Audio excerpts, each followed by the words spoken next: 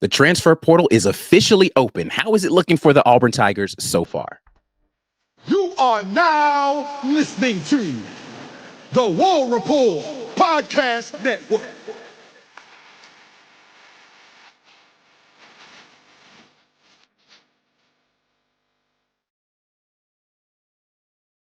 Welcome on in, everybody. You got Ike Jones. We're here live on a Friday night, the transfer portal day one, and we just want to get in here and talk about it a little bit. Hopefully, everybody is having a wonderful Friday. Happy New Year to everybody out there. Um, for those that are not aware, the transfer portal opened today, and mixed results so far is in terms of, I think, expectation versus reality.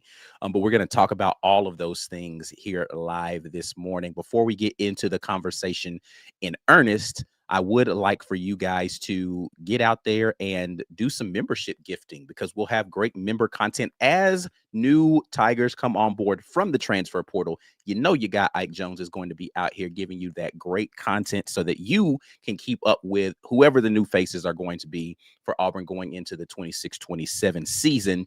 And you can do that as being part of the Green Name Gang, or somebody might gift you a membership and you'll get a free month of membership on them. Make sure you tap in with that. Head over to our website to support us in that way, to warreport.com. A lot of great merch out there. People keep asking where the hat that I'm wearing right now is from. It is from the warreport.com shop. So make sure that you head over there, shop a little bit, get a little merch, get yourself plugged in what we got going on.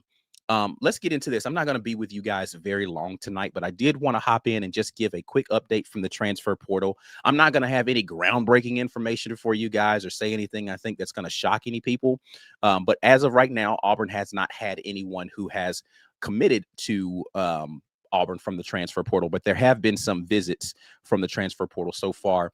In terms of players who have officially entered, right? So we were, I thought, very diligent in saying when players had announced that their intent was going to be to go to the transfer portal prior to now, that we said exactly that they intended to enter. Now that the portal is open, just taking a look at the numbers, there are 22, according to 247's transfer portal tracker, 22 Auburn Tigers officially in the transfer portal, with another 9 based upon what announcements were made within the last few weeks expected to enter. So that would be a total of 31 Auburn Tigers that would be hitting the transfer portal on the way out the door. Of course, again, there has not been any activity back in from the transfer portal, but that's pretty much the case around the country. Nobody has signed anybody yet. So it's been, I think, slower going than some people had hoped. You know, like, listen, I was very adamant in saying, listen, 24 hours after the transfer portal opens, which means by the end of the day today, we need to be hearing something about some of these USF guys, because that just needs to happen as quickly as possible. And it has not happened yet. But however, notice I talked about intent versus actually entered. When you go and you look at the transfer portal for USF, and I will pull that up right now. And this is, I guess, interesting. Folks that are actually in the transfer portal, there aren't any. So 247 has all of these guys who is intent is there. But I did a little bit more digging into this, and according to On3, all of those names that are there for the transfer portal are just expectations. None of them have been officially released to the transfer portal from South Florida. So I think South Florida is trying to do as much of the paperwork delay stuff that they can to try to see if they can get some additional time to make pitches to these guys to stay with South Florida. So they're essentially, I'm not going to say withholding paperwork, but they're using all of the time that they're allotted to make sure that those young men are given every single additional pitch, which, again, I think you could say the same thing for some of these guys with Auburn, right? Because, again, there were 22 names in the portal with another 9 that have not announced. And, you know, Auburn has not submitted that paperwork. So the question that you have to ask is, are these young men having second thoughts, or is Auburn dragging their feet on getting the names entered into the portal so that they can have some time to go out there and make additional pitches to them? I don't know what the deal is with that.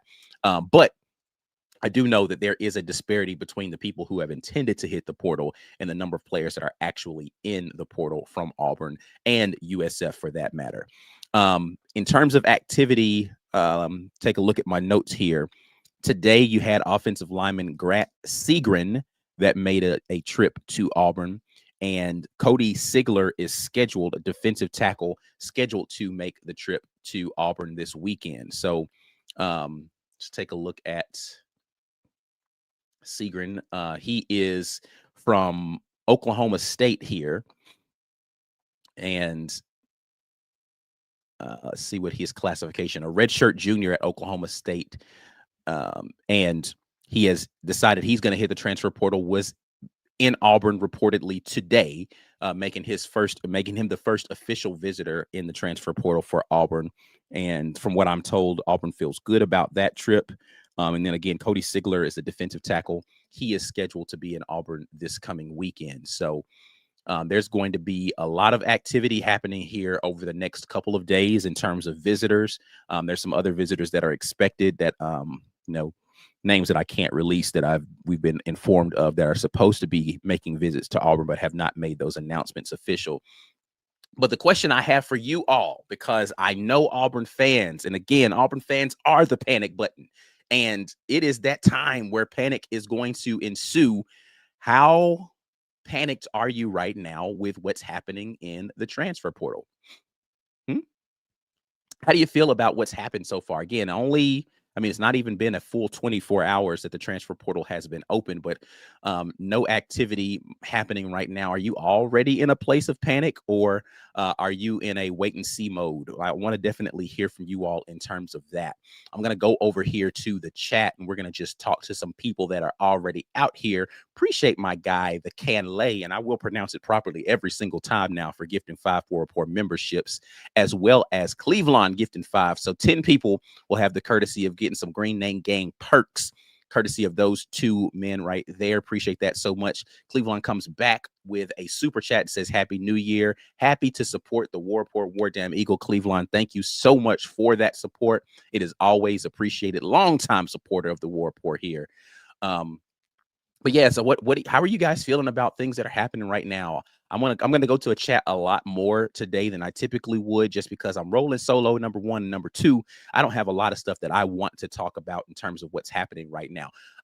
However, I do in just a minute want to talk about the transfer portal last season, and talk a little bit, maybe grade some of what I feel like were the winners and the losers from the transfer portal in terms of Auburn players leaving and Auburn players that came in. Did their bet on themselves to come to Auburn pan out? Did their bet on themselves to leave from Auburn pan out? So we'll definitely talk about that here in just a minute, but I want to say what's up to a bunch of people who are in here. Canlay already got you in here. Thank you so much. D Kong, I see you. Auburn Dad for Life is in here. Can't see what this says. JDN Courtney. So Courtney Miller in here. Justin Thomas, thank you so much. Tim, the tool main up in this thing. Appreciate you so much for jumping in here on a Friday night. Stephen Hellings, shout out to you. Thank you so much for jumping in here tonight. Got a couple of non-members as well. Bill Miner, what's up? Appreciate you jumping in here tonight. Lawrence, see you in here. Appreciate you so much. James Barnett is in here with us tonight. Teresa making the trip in here to the live chat. The Holy Emu. Now that YouTube has changed some of this stuff over where it's your @ handle, like I don't even be knowing who some of y'all are. Like it changes around so much. And like it bounces back and forth between being like your YouTube thing and like your name that you picked for yourself. And I gotta get used to some of these names for sure. JJ Brand, what's up? I see you. Ant, the insider, he's now the insider. Ant, what's up? War Damn Eagle to you, man.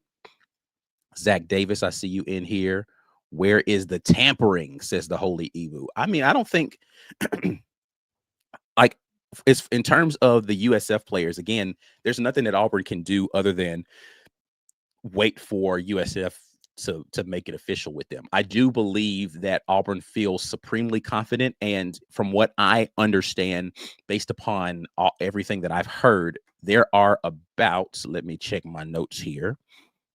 1, 2, 3, 4, 5, 6, 7, 8 possibly 8 to 10 players from South Florida that will be making official visits to Auburn and likely be signing with Auburn coming up here.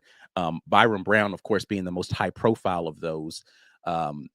It was initially suggested that his intent when he hits the portal is going to have a non-contact tag. So he has pretty much made up his mind where he's going to be next season, just waiting on USF to do what they need to do to get that paperwork moving in the direction of being able to have those visits official and Auburn make an official offer to him.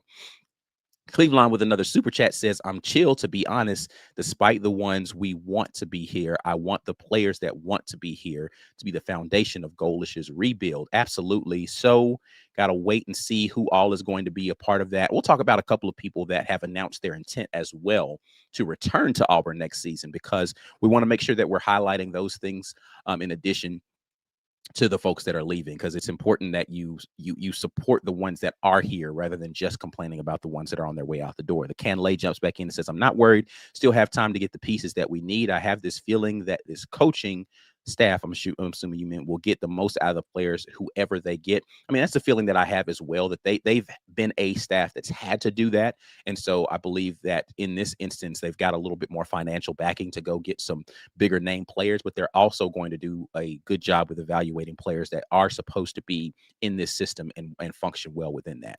Darius Lee jumps in and says, Indiana is a reminder that coaching beats talent, or is coaching over talent. I mean, it's definitely a combination of both. I think when people say talent, they talk about stars, right? And no, Indiana doesn't have high profile stars, but they have a bunch of talented players that can absolutely go play football. And I know that's what you mean when you're talking about that. It's not necessarily about the high school star rating. It's 100% about whether or not you're a good football player, right?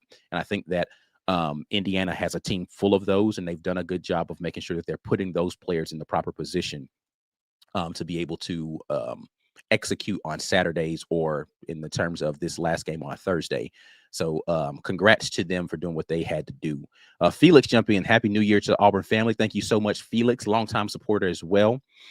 NH3425 says, seeing Keontae Scott have success is so frustrating, but I'm happy for him.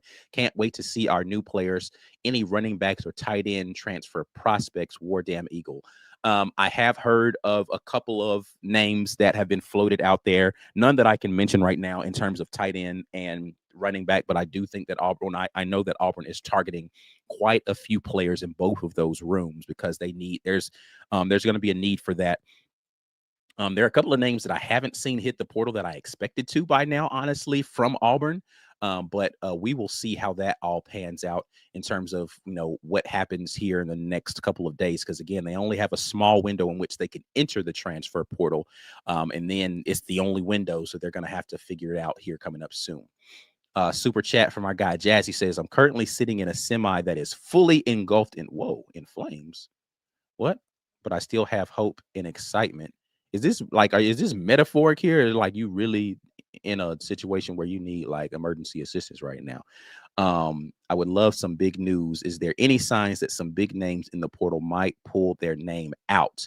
I have not seen any indication that any of the guys who have entered their name into the portal have any designs on pulling their name out of the portal, unfortunately. So, listen, Auburn's just going to have to move forward. Let's see. Jonathan Boyson says, Happy New Year to the War Report and gang. I have a feeling 2026 is going to be what? I don't even know, going to be something than 2025 War Damn Eagle. I keep up the good work. Thanks so much, Jonathan. I don't know what you were going for. Even better, maybe. Canlay jumps in. I almost felt sorry for Alabama last night. Not even a little bit. Calvin jumps in. Happy New Year, Auburn family. Thanks so much, Calvin, for the super chat, and Happy New Year to you as well. Jazzy says, just leave him in here. Auburn can pull me out.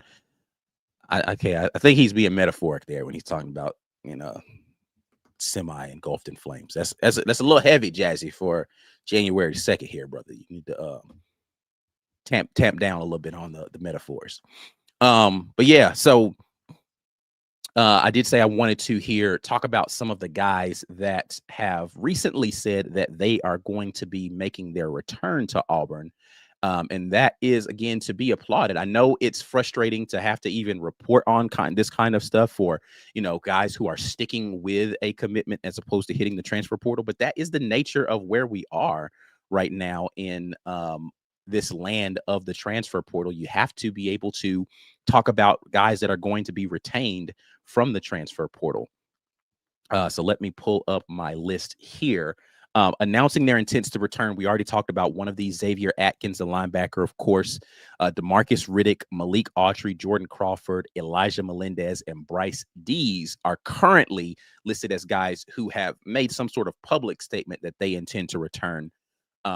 I believe I saw something in regard to Caleb Harris resubmitting or re-cementing, his commitment to return for another season. So I think we can add that. And then there's just been some semi-cryptic stuff out there from Antoine Fagans about Anquan and Eric Winters that came out on Twitter today that have people thinking that maybe those two guys will be returning as well. Haven't heard anything as far as rumors of guys like Jeremiah Cobb. So I do believe he is still intending to stay with Auburn this season. And I think that's really about it in terms. There are going to be other guys. I believe Rayshawn Pleasant intends to return to Auburn for another season. So I'm at this present time not worried about what's happening with him and his commitment to Auburn for the next season. Just trying to think of some other names that people may be somewhat worried / interested in. But I think a lot of the names that people would be interested in at this point in time have no intent to enter the transfer portal. I think the only other big name that's out there would be Darian and Jared Smith. And then maybe the two wide receivers as well, or the brothers, names escape me right now. But I think those would be maybe the only ones that people are still kind of waiting to hear, but have not heard anything. Blake Woodby, I think he said something about him wanting to come back. I see your question there about that. So yeah, Woodby, again, didn't make some big post about it, but I do believe that he will return to Auburn next season as well. So again, there's quite a bit of optimism, I guess, around some of the players that are going to be returning that Auburn thought were going to be foundational moving forward. So looking forward to seeing some of those guys, even if it's not some outlandish announcement, just kind of let the transfer portal window pass, and then they continue to be there. Super chat here from NH, who says, thoughts on Jarris McIntyre hire? Love it. Love to see Jarris back in the orange and blue. He has come on the program before, so friend of the show there, Jarris, salute to him. Looking forward to seeing him patrolling the Auburn sidelines and facility out there. He's been a staple in the Florida recruitment for every place that he's been. Of course, he was a high school coach there in Florida, so he has a lot of roots in the ground there in Florida, which has been a great hotbed for talent all over the country, but definitely for Auburn. So love the Jarris McIntyre hire. Looking forward to seeing what he does for Auburn here coming up. Always love to see the alum come back that can really represent Auburn in a different way as far as experiential knowledge of the program and work around for winning. So they have a different kind of commitment to a winning culture that exists in Auburn. So definitely looking forward to Jarris McIntyre. Appreciate Jazzy Joe, 20 gifted memberships there from the Burning Semi. Thank you so much, Jazzy, as always, for the support. C. Ingram says, Cam's agent asking for $4 million. Crazy. I don't think that that's crazy, because there were rumors that Auburn was trying to get him a package that would be around that same number. So he's looking for what he thinks he's worth. And whether he is worth it or not is not my decision to make. If somebody's willing to pay that for you, then you're worth it.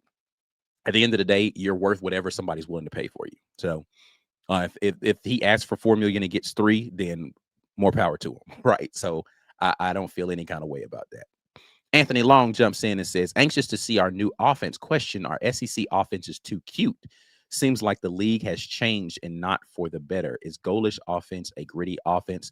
The Golesh offense is predicated around the run, right? Like, you don't have a quarterback that rushes for 1,000 yards, and you don't have a lot of rushing that you want to see happen, which is why I think that they're going to see a heavy concentration, or we're going to see a heavy concentration of Alex Golesh and his staff of figuring out how to get those trenches solidified. I've talked about that before.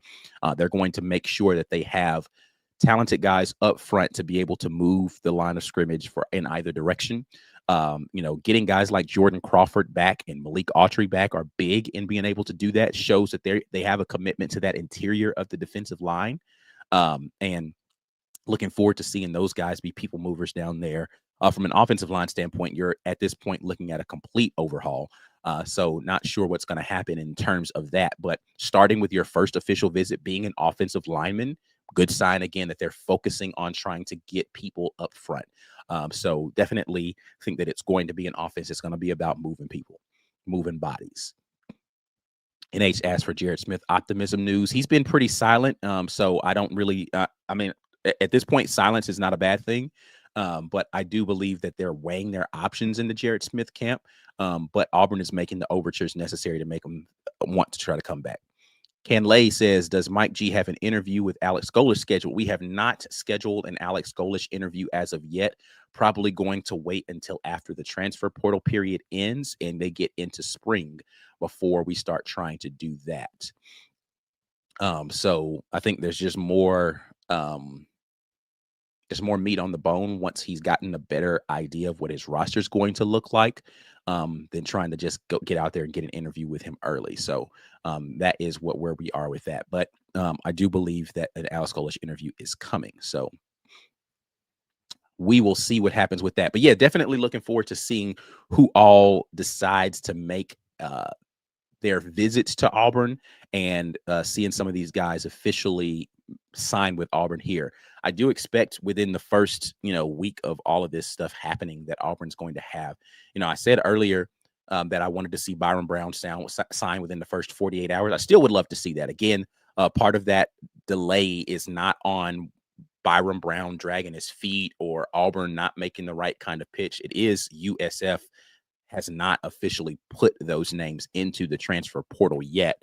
And so that's been the holdup on their end. Again, I don't know if that is just paperwork stuff or if that's intentional. I don't have enough insight into the South Florida program to determine what the reasonings are behind those things. But I do know that is, again, not a situation in which Auburn fans should be concerned about because they could not officially have signed with Auburn yet. They're not officially in the transfer portal. So we will see what happens with that. Let's see. Brent jumps in and says Derek and Eric Smith are the wide receiver brothers. Yes, thank you so much. I knew it was Smith again with the last name, but for some reason, brain fog, man. I've been, if y'all can't hear it in my voice, I'm a little under the weather, trying to get myself together here. So, and plus, brain fog is like kind of a natural state of mind for me. So, definitely think that both of those young men are super talented and hope that both decide to come back to Auburn next season. All right, we're going to take a quick break here, get a little word from some sponsors, and then I'm going to come back and we're going to kind of look at transfer portal past. So last season transfer portal and talk about kind of winners and losers from that from last season. But you guys are watching Friday Night Live here with your boy Ike Jones. Be right back after this word from our sponsors. Make sure that you, during this brief break, take the opportunity to like this video, share the content with somebody, subscribe to the channel. If you're over on Twitter or Facebook, come join us over here on YouTube. YouTube is where it all comes together, and you have all of the great ability to get plugged into the conversations that we have here. But we will be right back after this word from the sponsors. This edition of the War Report is brought to you by our generous sponsors. Golden's Cast Iron. Whether you work out, grill out, or chill out, you deserve the best life possible, and Golden's Cast Iron is here to provide the tools to help you do it. Check them out at goldenscastiron.com. The Rage Room. The Rage Room is a place where anger and stress find their ultimate release. Set up a session today at one of the 2 great locations in Opelika or Birmingham by visiting opelikaRageRoom.com or BirminghamRageRoom.com. Yes, indeed. Thank you to all the sponsors of the War Report. Some great sponsors that have continued to support the great work that we have going on here. Question here from C. Ingram, who says, when do they have to release names into the portal? Within the first 48 hours of the paperwork being submitted officially, they have to. So there may be some guys that got there. So we're going to be probably out till Sunday, maybe with some of these guys before they're officially in the portal. So that is going to be the holdup there, unfortunately. So we will see what happens with all of that. All right. I said I wanted to do this really quickly, talk about the transfer portal and players who hit the transfer portal last year. Went back and looked at this, and Auburn had 25 players enter the transfer portal last season. So names like Walker White, Sam Jackson, Percy Lewis. You guys remember that guy? Camden Brown, Hank Brown, Michael Riley, Caleb Burton, E.J. Harris, Braden Joyner, Holden Gerner, Dylan Gentry, Rico Walker, and Jaden Muskrat were the offensive players that all hit the transfer portal last season from Auburn. In terms of, and I've kept up a little bit with some of these guys, in terms of guys who I feel like made the most of their next opportunity, Camden Brown's really the only name that jumps off of that list that were offensive players that left Auburn and found some success. Braden Joyner played a little bit for Purdue, but he was not a starter on a regular basis. But Camden Brown had himself a great season over at Georgia Southern, and he was able to parlay that. And he's now officially announced that he is going to declare, I believe, for the NFL draft. I believe I saw that from him on his social media recently. So shouts out to Camden Brown for doing what I said a lot of players need to do. If you don't feel like you're getting the snaps, getting the reps, then listen, go hit the portal. And if you have to, then take a step down and just go get film. And the rest of it will work itself out. The NFL knows how to get talented players from wherever they are. So again, shout out to Camden Brown for being able to parlay himself into an opportunity to go realize his dream in the NFL. Taking a look over here, I thought I saw that Braden Joyner was considering hitting the transfer portal again, but his name is not officially over here in the transfer portal listing from 247. I don't know if that's a intent to, but the paperwork hasn't gone through situation yet or what. Anyway, but yeah, of those names, again, I think Camden Brown's the only. Michael Riley didn't play very much for Texas A&M, though he went to a successful team. Percy Lewis, he's on that Ole Miss team right now, not getting very much playing time over there, I don't believe. Let's take a look at Percy Lewis and see, am I tripping? Is he, contributing to that Ole Miss team and making some headway over there that I am unaware of? Let's take a look at snap counts for our boy Percy Lewis and see what that's looking like. I don't believe, again, he went to a successful program that's had success, but I don't believe he has been a player that has contributed heavily to that success. But let's take a look.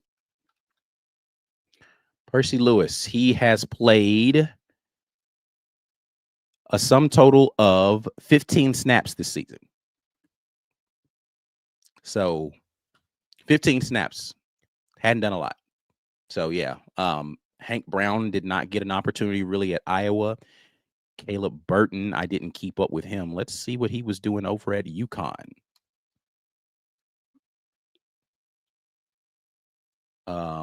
Didn't play. I don't know that he ever officially hit campus down there at UConn, according to this. So E.J. Harris, maybe he played a little bit, and I just hadn't kept up with him. Let's see. He did take a step down at Middle Tennessee as well. E.J. Harris took advantage of his. He played a sum total of 318 snaps last season. So he started 3 games for them last year. So congrats to E.J. Harris. I'd say, again, Camden Brown is probably the biggest winner of those that hit the transfer portal out from Auburn, though, as far as offensive players are concerned.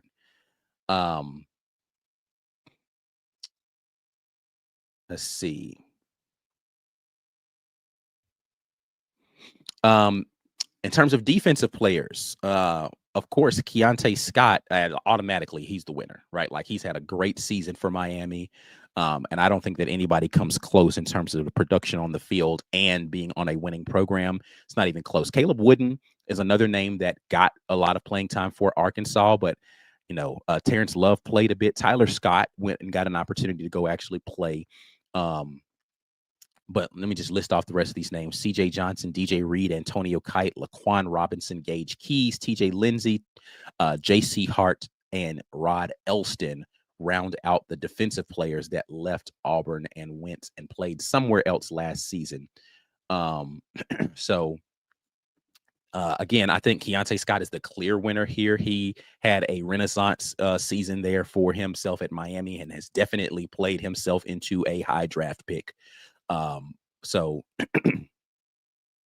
Jonathan says Kite was a starting corner for Ole Miss. Okay, we'll take a look at Antonio Kite, see what kind of burn he was getting over at Ole Miss. Antonio Kite last season. Let's go defensive snaps. Okay, played a total of 659 snaps, so he definitely got burned there and played well for the most part. Florida's the only game where he didn't grade out well, so shouts out to Antonio Kite for finally finding a place that landed for him. He had a sum total of tackles, 29 tackles, and see if he had any 4 pass breakups. So I mean, a decent player for them last season. Played well in that game versus Georgia here. So congrats to him for doing well. I see some people naming some folks that were beyond last season. I'm only talking about folks that played for Auburn last year and hit the transfer portal. So not folks that in recent history, just 2025 transfer portal enrollees that went and played somewhere else during the 2025 season. So if I didn't call their name, it's because they were before that season. Let's see. Now, in terms of guys that came to Auburn, how did Auburn do in the transfer portal? Offensive players that came in from the transfer portal last year. Jackson Arnold, Horatio Fields, Ashton Daniels, Eric Singleton Jr., Darrell Robinson, Xavier Chaplin, Mason Murphy, Caleb Wheatland. Don't know why I have him on this offensive list. Apologies. Preston Howard, Connor Gibbs, Hudson Cock, as far as specialists for those last 2. I would say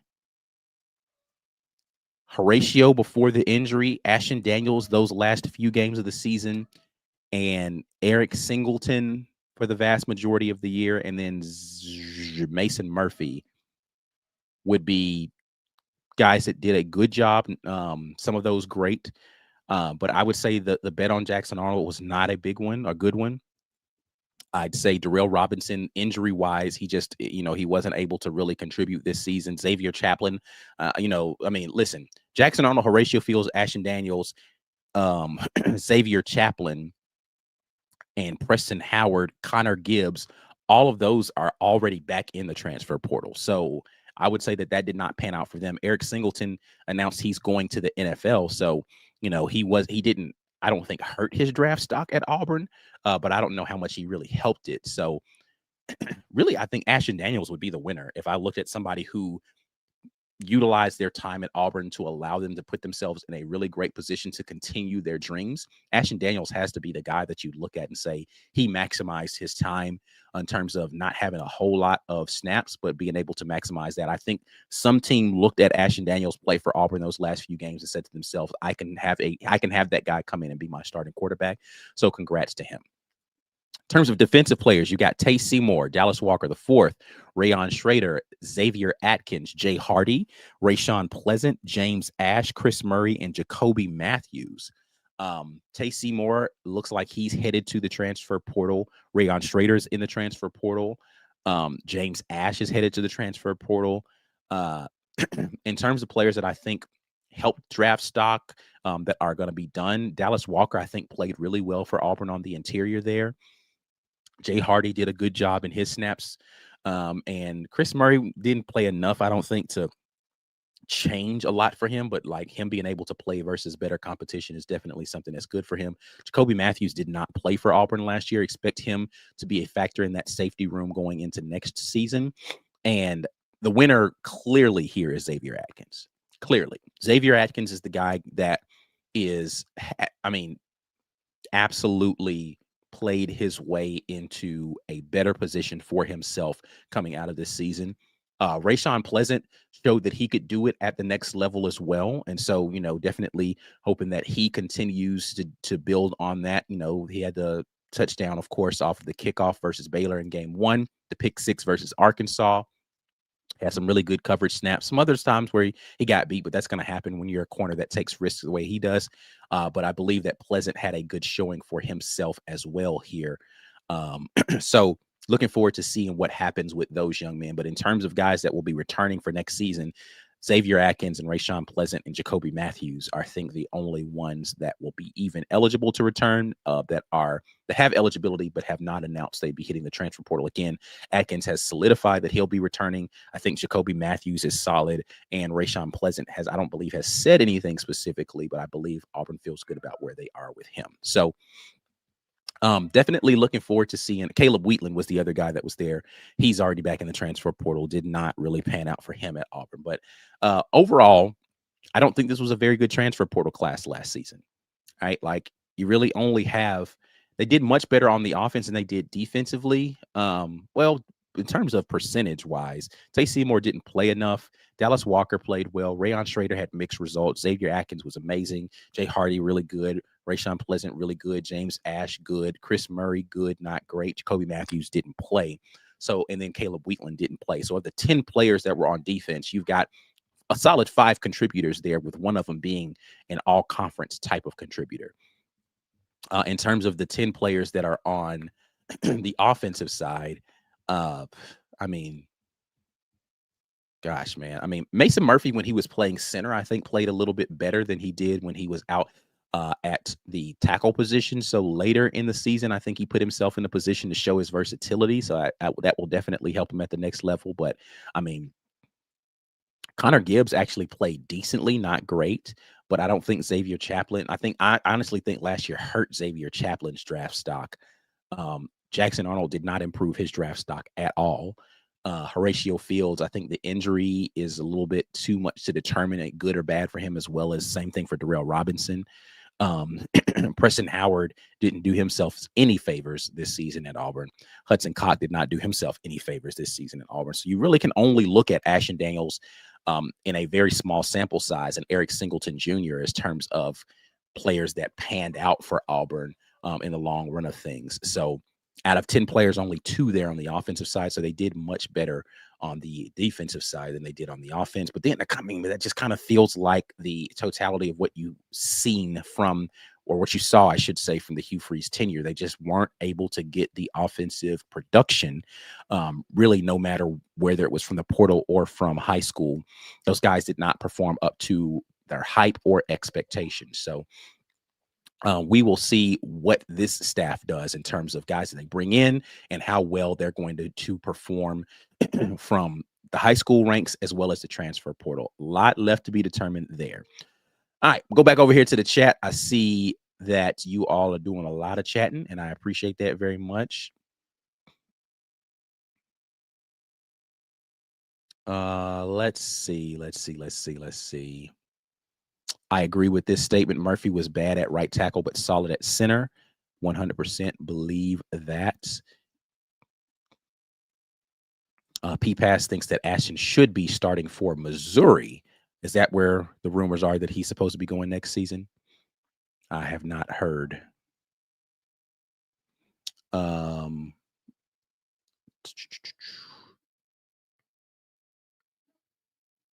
Let's see. Jake Mobley, why didn't Matthews play this season? When I asked that question, the answer that I got was about him not really, because he had taken the season off last year from Texas A&M, so he wasn't in game shape, and he just was too far down the depth chart. So I do believe him being back in the regiment in the program, he'll be able to contribute immediately this coming season. So you're going to have a really solid, experienced safety room next year if you get players like Caleb Harris back, Eric Winters back, Jacoby Matthews able to come in and contribute. That safety room is going to have some, and I haven't seen or heard anything from any of the other guys that were in that safety room, but you should have quite a bit of experience coming back playing safety for Auburn next year. And that room drastically underperformed, I think, expectations last season. So you're going to look for them to make a leap based upon having another year in the system and a little bit of continuity. So,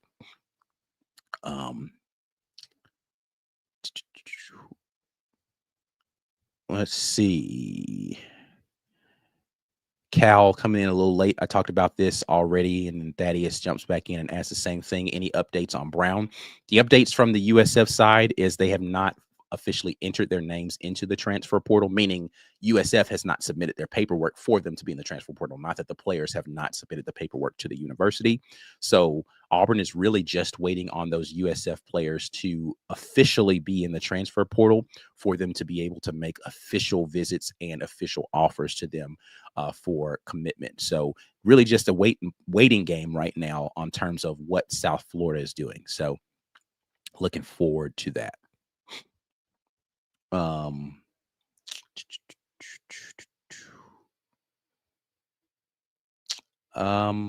don't think I see anything else that we have not covered already, but I do want to make sure I get all of you, let you guys talk a little bit here. James says, how long does each school have to release names to the portal? I thought it was 48 hours. It is 48 hours, right? So officially the paperwork, like here's again where there's a little bit of, I don't want to call it gamesmanship because I don't want to accuse USF of something that I don't know, right? And so though players announced their intent to hit the transfer portal, their paperwork could not officially be submitted to the university or any of that stuff until midnight last night, right? Eastern Standard Time, midnight. And they have 48 hours, does the school, to officially release those names to the transfer portal.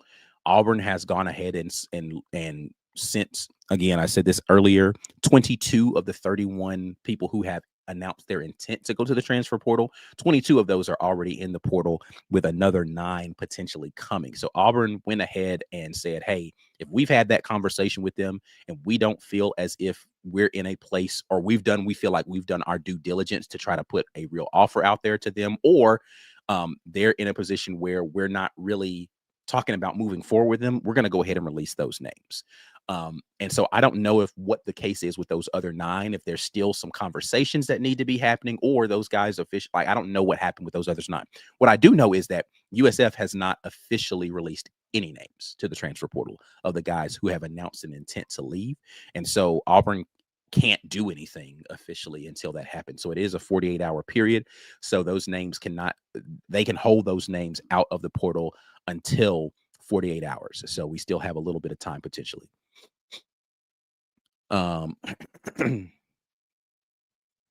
Let's see here. Timothy says, what are the odds Connor Lew comes back? I feel like he could increase his draft stock if he came back for one more year because of his injury. I don't believe that Connor Lew is looking to return to college football. I think he is pretty set on his decision to enter into the NFL draft. Much success to that young man. He did probably have his draft stock go down a little because of the injury, but I think he has enough good tape out there where he should be fine. So I'm not super concerned about whether or not Lew will be able to be a first 3 rounds. I think, if he goes and he shows that he's recovered well from the injury in the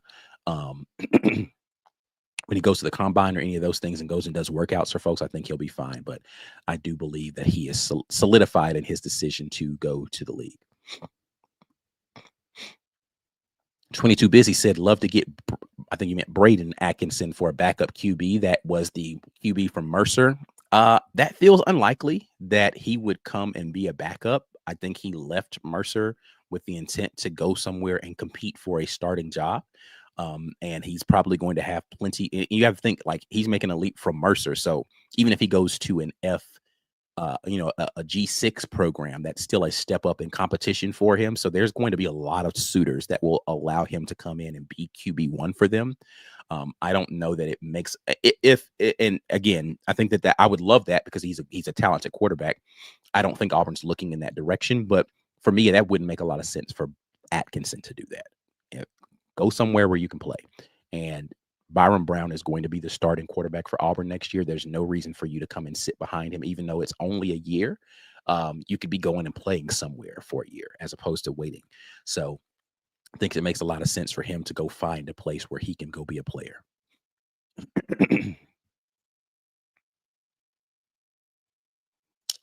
Let's see. Kenneth Dickey says, is DK wanting to leave or is it his agent? I think that he made the decision that he wants to leave, and his agent is doing what's necessary to get him into a position or a situation that he's more comfortable in.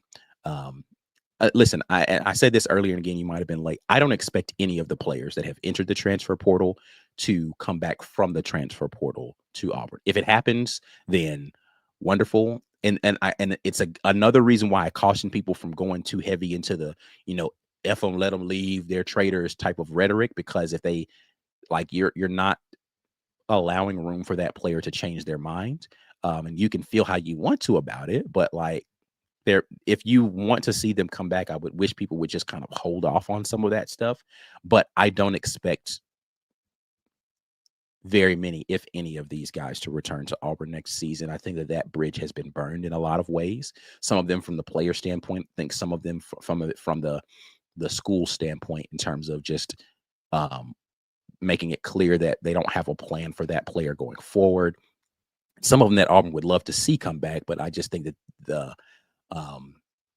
the players resolute, and it's not that there's a bridge burnt, but the players resolute that they're going for a fresh start somewhere. So I wouldn't get my hopes up on anybody returning from the transfer portal that's in there right now.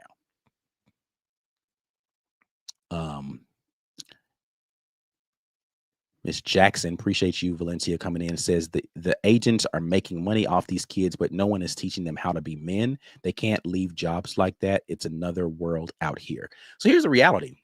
They can leave jobs like that. There's not a job in which there's very few jobs, I should say, that have you on a contractual basis. You can hop around from whatever. And I think we want to force players to learn you can't force responsibility. You have to learn responsibility. And a portion of responsibility is about mentorship and then allowing a young man to make a choice. And whether you feel as if, and this is not about you specifically, Valencia, I'm just talking about people in general, whether people feel as if the choice that they made is beneficial for them, that is kind of neither here nor there, right? Like, there are players who are going to make bad decisions about what they do with their lives in terms of their career and in terms of how they committed to teams, and you should stick with your commitment. I'm not of that mindset that people should stick with commitments that they no longer feel are beneficial for them, right? Like, if you feel like it's time for you to move on, then absolutely do what you feel like is best for you.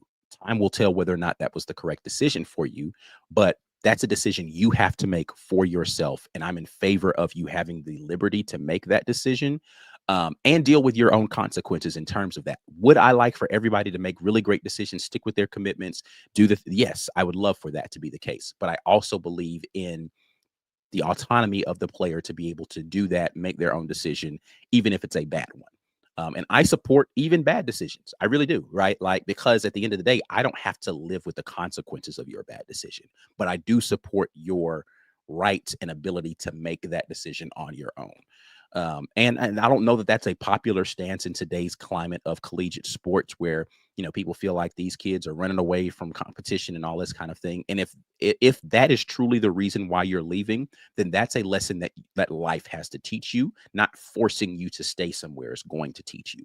So you need the autonomy and the freedom to make that poor choice, so that you can learn from that poor choice. So I'm in favor of that 100%. For whatever reasons it is that you decide, do that, right? So but I do think that a lot of people are getting bad advisement, right? Like, I don't think that everyone who is entering the transfer portal has a good plan or a good opportunity waiting for them on the other side, or are going to put themselves in premium positions to go out there and do the thing that they say that they want to be able to do. I think that there are a lot of bad decisions that are happening.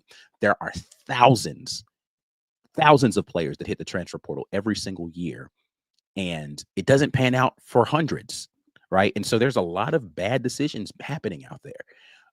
And would I love, again, I've said this already, would I love to see them make better decisions? Sure, I'd love to see them make better decisions, but I don't get to decide that for them.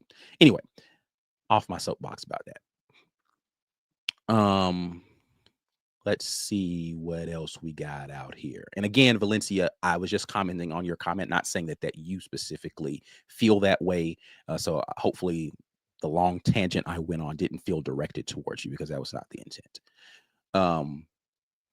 James says, I don't think Alex Golesh is the type of coach that would allow kids back from the portal. He's building a culture of either you're in or you're out. Just saying. I believe that I think it's just mixed. There's a mixed bag. Again, I think it's how you exit determines whether or not the door is still open on your way back in. So, yeah, I don't know that there's a lot of scenarios in which that's going to make a lot of sense for these players, which is why I'm not optimistic about any of those things happening. But I do think that there is a door open to some of them to come back should they decide that that's what they want to do. Teresa says, yes, you can move around in jobs, but it can be very detrimental to their careers. If they are constantly moving in the NFL, they would be locked into a contract. Yes, NFL is going to lock you into a contract. And again, if, I've said this before, if that's the direction that we actually want to move in collegiate sports, where we're locking people into contracts, then we are semi-pro at that point in time. I know people feel like NIL is semi-pro. It's not. But if that is the place what we want to do, where locking people into the contracts feels like the best direction, I have slight pushback on people who feel like that's what's best for the sport and that's what's best for those young men. I don't know that that's, again, why it's not fair. And the only reason I think it would be fair is if it's very similar to how coaches are, which there are offsetting languages in these things where it's like, yeah, you can leave, but the consequences are the old schools got and I think that that's what they're doing with some of the rev share stuff, is like the old school has to pay out, the new school has to pay out a portion of the rev share stuff that they're not going to get back from XYZ. I think that there are ways to do it that make the freedom still allow that freedom to still be there, the same that there is for these coaches who are jumping around from job to job all the time. And nobody's like, Lane Kiffin seems to be the only person who gets public flack for jumping around from job to job, but everybody else is allowed to just kind of do what they want to do and move liberally, and it just doesn't matter. And even though Lane Kiffin gets flagged, it hadn't stopped him from getting a job, right? And so I don't like this culture of punishment for players that we persist in collegiate sports, when there are too many, not all, but too many instances of players being sold dreams, right?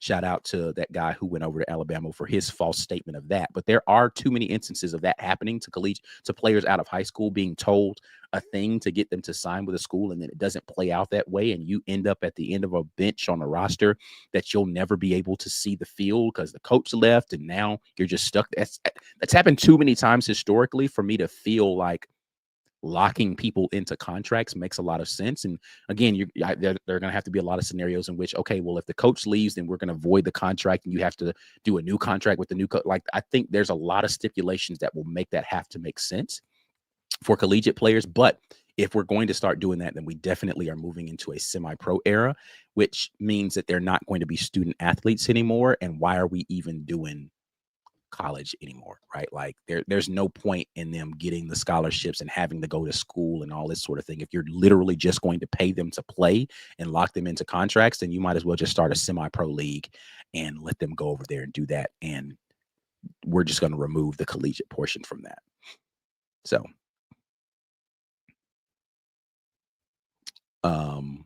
High Tide Fishing says the job market was a bad analogy. Employers aren't loyal. They will replace you with no sleep, loss in the heart.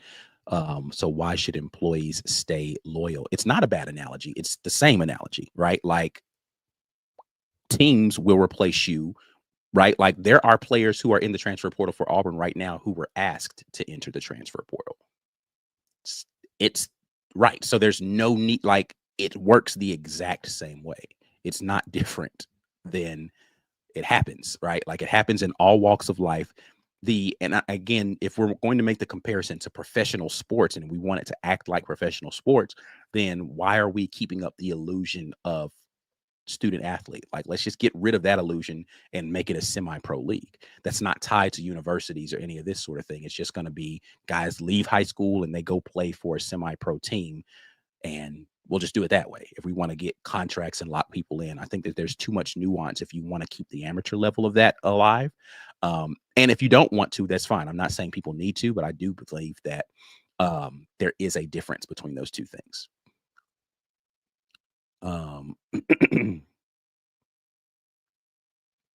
Let's see here. Kenneth jumps back in. If you're getting paid scholarship plus NIL, these kids need to sign the contract. If you leave before your contract's over, you owe the school.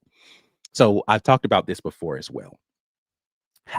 Why would you owe the school for something that has not happened yet, right? Your obligation was to be on the team from, we'll call it February to the end of the season, whenever that is. If you've met those obligations and you get NIL payments out every single month and you were on the team for let's take the Damari Austin situation, for instance, right? Damari left the team at mid-season, but he also stopped receiving NIL payments, right? So the bonus that players sign up front, I don't know what Damari would have signed for a signing bonus, like initial payment up front, locks you in to be there during the initial portions. And then once you get to a monthly payment, that takes over. So you fulfilled that portion, you signed, so you got that, right? And then you played or practiced or whatever during those games. So every month that you played and or practiced, you got a check. So you did your portion of your job, which was be there, be present, sign some footballs and jerseys here and there, go to an event here and there to do the NIL stuff. You did all the stuff contractually that you were allotted to do. Once that contract ends, which they negotiate those contracts on an annual basis with these players, there's no money owed. You did your part. The NIL collective did their part in paying you. Where is the payback of money supposed to be happening here? Because you already did the stuff. Like, you're going to make them pay back money even though you made them do the stuff. Like, that doesn't make a lot of sense, right? And so I always get confused when people start talking about owing money back. Like, why do I owe money back when I did what I was contractually obligated to do? Because again, I remind you that NIL is not paid contingent upon play. It is about what your market value is for your popularity. And some players are more popular or thought to be higher caliber players. And so they have a bigger market value out there. And so they sign those deals NIL wise based upon what that market valuation is. So it has everything to do with your ability to garner attention for a program, essentially, right? Like, if you're a high caliber player, people want to show up to see you play. And so that makes for more merch sales and more tickets sold and more viewership on television and all of those things. So that gives you a higher market value. And that's what you're essentially being paid for how popular you are. And so there's nothing to, like, I didn't get less popular, right? Or, well, in the terms of this contract, if I got less popular, it wasn't because of maybe my performance, but like, that's not what that was negotiated based on. It wasn't based on my performance. Now, when we renegotiate at the end of the year, they're going to look at that and they're going to say, okay, your popularity dipped because of whatever the reasons are. Maybe your NIL payment needs to dip as well. And so again, I would question, when you talk about paying back, what is it that you're actually repaying? Let's see.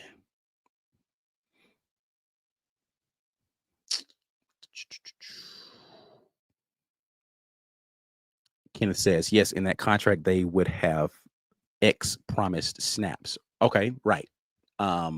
So again, that's not 100% up to you though, right? Right. So like, and if there is an NIL contract that has stipulations on number of snaps, I would say that's probably not a valid NIL contract. But how many snaps you play is not something you can control as a player, right? If you get injured, you're not going to be able to do that. If you are benched, you're not going to be able to do that. And again, if you left the team, they'd stop paying the NIL payment. So there's nothing that you would have not done from your end to owe money back. So let's see here.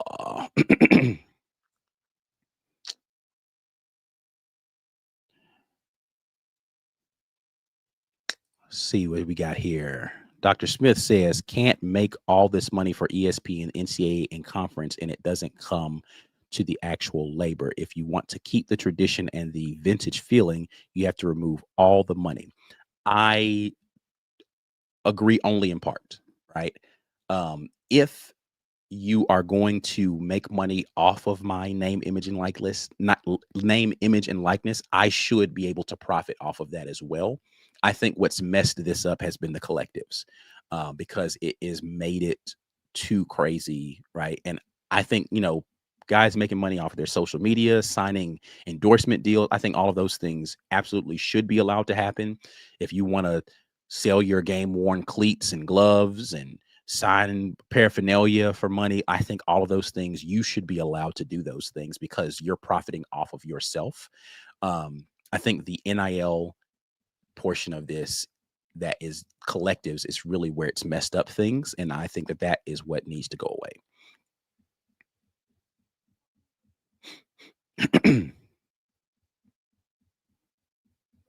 Let's see. Lawrence says the real fix is what you said earlier. Just drop the amateurism and say the players are just paid to represent the school. Right. And so this is where it's not a real fix. It's not college football anymore. Right. And so if we want to go that direction, so it's every school, then the athletic program for that school is now going to be independent from the academic portion of that school. And they should therefore put no contingency on these players actually going to school. And so the players who want to be able to go to school, I guess they can attend. But like you get into a place where like some of these athletic programs are operating at deficits, right? That's why you get these pay games from schools and that sort of thing. Are they going to still do those sorts of things at those schools that can't be in this non-amateur world? I think there's a lot more nuance to that conversation that has to happen. So if we want to remove the amateur tag, I think you're going to see a lot less programs that exist, number one, which means a lot less opportunities for players to be able to go play football beyond high school. And there's just going to be a different, like some of what happens from funding for programs comes from the university itself. So the athletic departments, though they have separate budgets, do get their funding from a lot of different places. And so that's going to change. And then it's really just going to be about spending, right? Like it's literally going to be about who has the most money there, because you can't fetter, you can put salary caps, I guess, in place for that sort of thing, but it's going to be about, it's a very different sport at that point in time. And then why would it represent a university when those players don't necessarily even have a tie to that school? So I don't know.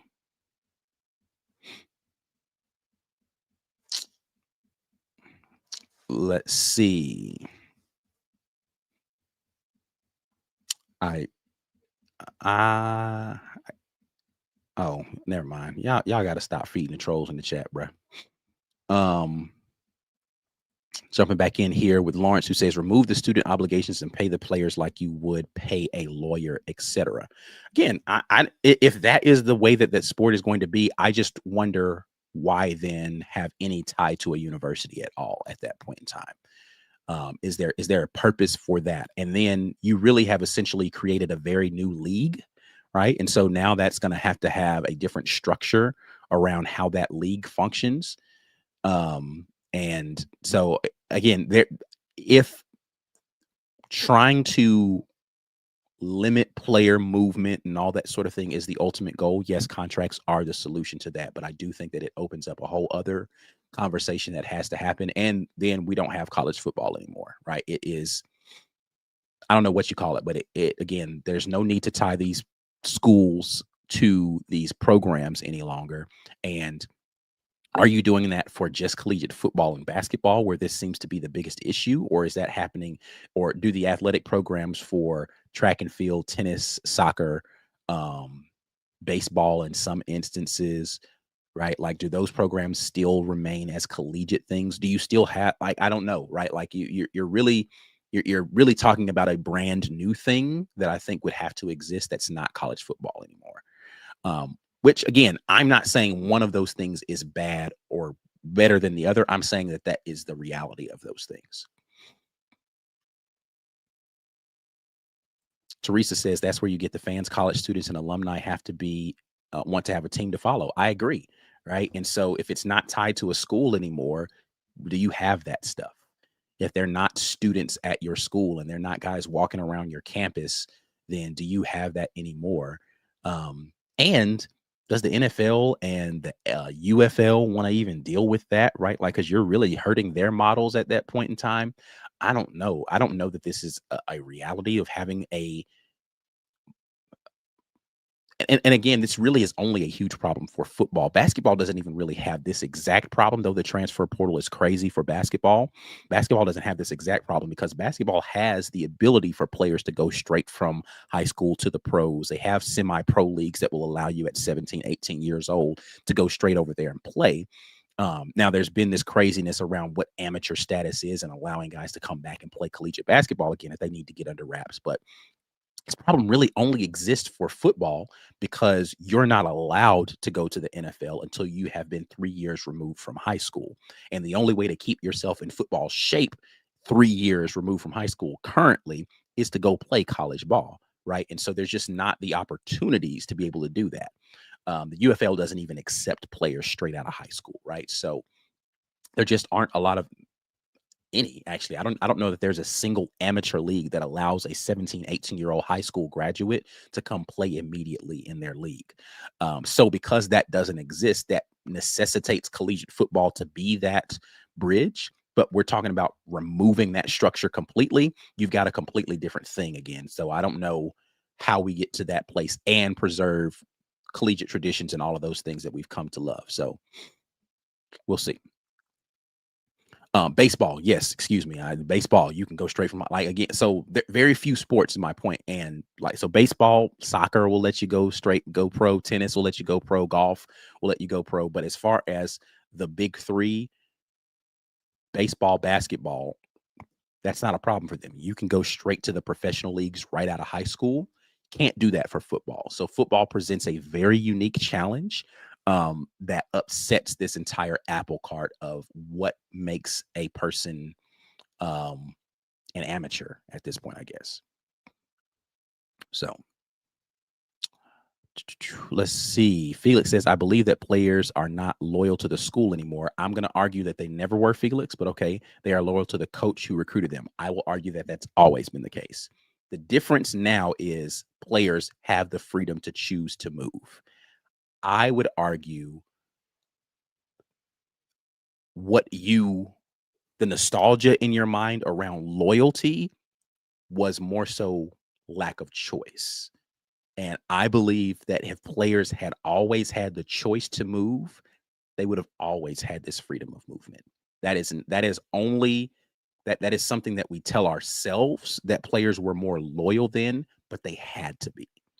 And so I don't believe, and it's not even what I believe. Remove my belief from this. What I know from guys who played the sport in my day and age when I was in school back in the early 2000s and before that in the the late 90s, a lot of those guys would have left and hit the transfer portal. They would have. Like I know some of these guys personally. Had the transfer portal been what it is now, this idea of loyalty to the school would not be there for a lot of those guys. And so like I think we've convinced ourselves that those players would have done that then because they had to.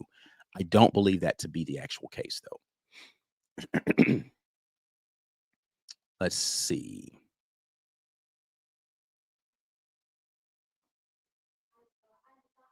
Let's see. Lawrence says those other sports have another development process that allows kids to come out of high school. They do. Right. And so football doesn't. And until football does, and college sports have to compete with that for players, they're not going to change what they're doing. There's no reason to. Billy, Eugene was loyal to Auburn. And there are players who are absolutely loyal to universities and to people who gave them shots. Right now, Xavier Atkins looks like he's completely loyal to the opportunity he was given at Auburn. I'm saying that by and large, that's not the case.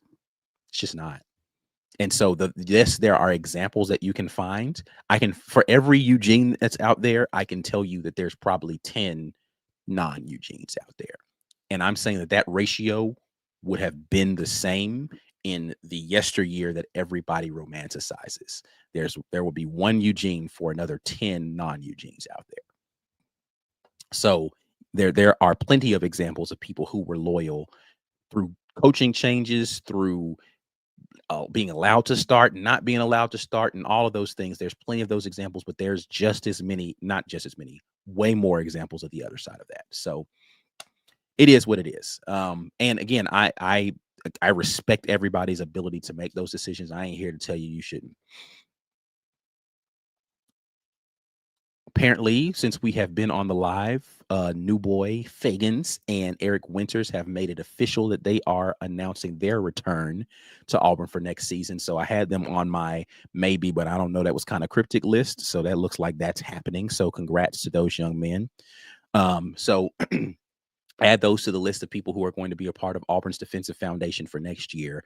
And we will see where this goes. Again, by the time we come back to the show on Sunday, we should have some more updates on things that have happened in terms of official visits to Auburn and in terms of guys who potentially have committed, hopefully, by that time. So we will see. We got 2 days. And by then, again, they can't hold the paperwork any longer out there. So we'll see what happens from the South Florida side. So I'm about to get out of here. I appreciate you guys jumping in here with me. Once again, if you are in here, make sure you're doing all the things that we love for you guys to do, which is become members. And we appreciate that monthly support in that way. Somebody may gift you a membership. That's happened for about 40 people, I believe, today got gifted memberships. Thank you so much for everybody who's done that. Visit us at thewarreport.com so you can get over there and get some of the great merch that we have. Read some of the stories that we've got on the website as well. Lock in with everybody who's a part of the network. That's the Auburn Express, Up-Tempo, College Loop, Just a Sec, and TWR Gaming channel. And I definitely appreciate everybody who supports in that way. Before you get out of here, make sure that you share the content with somebody out there on social media. Like this video over on YouTube, subscribe to the channel, and we are at the War Report on X and Instagram. TW Report is the TikTok. More great Auburn coming for content coming for you guys later on.